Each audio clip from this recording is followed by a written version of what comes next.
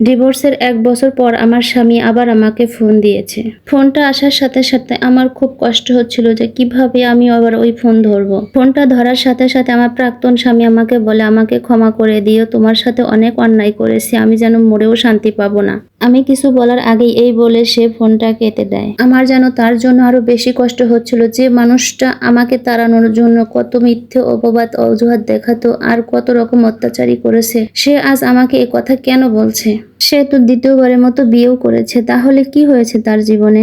তার সাথে কথা বলার পর থেকে আমার আর কিছুই ভালো লাগছিল না। সারাদিন কেটে যায় এভাবে। রাত্রে আমি খাবার পরে শুয়ে পড়ি। আমার ডিভোর্সের স্বামী রাত 12টার দিকে আবার আমাকে ফোন দেয়। এত রাতে ফোন আসাতে আমি অনেক ভয় পেয়ে যাই। ভয় পেয়ে ফোনটা তুলি।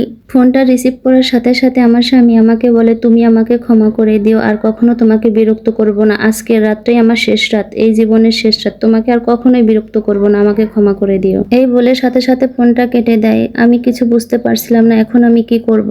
হাজারটা কষ্ট বুকে থাকা সত্ত্বেও আমার শাশুড়ি মাকে আমি ফোন দিই। প্রথমবার ফোন দিলাম তো বাজলো, সে ধরলো না। পরে দ্বিতীয়বার ফোন দেওয়াতে সে ধরে এবং তার কর্কশের মতো কণ্ঠটা বেজে ওঠে আমার কানে। ফোনটা তোলার সাথে সাথে আমার শাশুড়ি আমাকে বলে, তুমি এতদিন বাদে আমাকে ফোন দিয়েছো কেন? আমার ছেলে তো ভালোই আছে, তুমি ফোন দিবা না, তুমি রাখো। আমি শুধু বললাম, আপনার ছেলে কোথায় আছে আপনি একটু দেখেন। অনেক জোরাজোরির পরে সে কানে ফোনটা নিয়ে তার ছেলেকে ডাকতে যায়। আমার শাশুড়ি অনেক জোরে জোরে ডাকাডাকি করছিল, সে ভিতর থেকে দরজা খুলছিল না। তার চেঁচামেচিতে আশেপাশের লোকজন উঠে আসে। আশেপাশের লোকজন দরজা ভেঙে ভিতরে ঢোকে। শুধু আমার শাশুড়ি মা একটা চিৎকারে শুনতে পেলাম যে, বাবা তুই কি করলি, এটা কি করে ফেললি তুই। আমার আর কিছুই বোঝার বাকি রইল না। সারা রাত অনেক কান্নাকাটি করি। সকাল হতেই আমি ওই বাড়িতে চলে যাই। গিয়ে দেখি হাজার লোকের ভিড়। পাশেই বসে আছে আমার প্রাক্তন স্বামীর দ্বিতীয় বউ। সেও নাকি সকালেই এসেছে, সে ছিল বাবার বাড়ি। এদিকে আমার শাশুড়ির চোখে চোখ পড়াতেই আমার কাছে দৌড়ে আসে। সেদিনও আমাকে সে ছাড় দিল না। সে নানানটা মিথ্যা অপবাদ দিয়ে আমাকে বাড়ি থেকে বের করে দিল।